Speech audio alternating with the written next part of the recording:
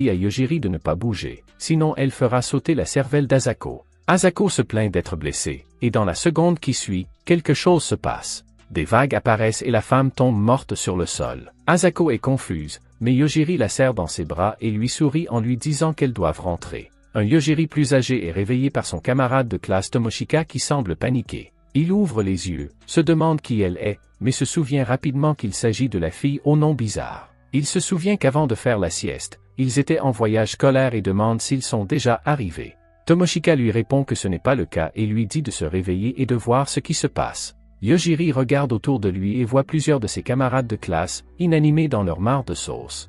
Il remarque que l'un d'entre eux est transpercé par quelque chose d'étrange et demande ce que c'est. Il décide de regarder à l'extérieur du bus et remarque que quelque chose s'enroule autour de lui.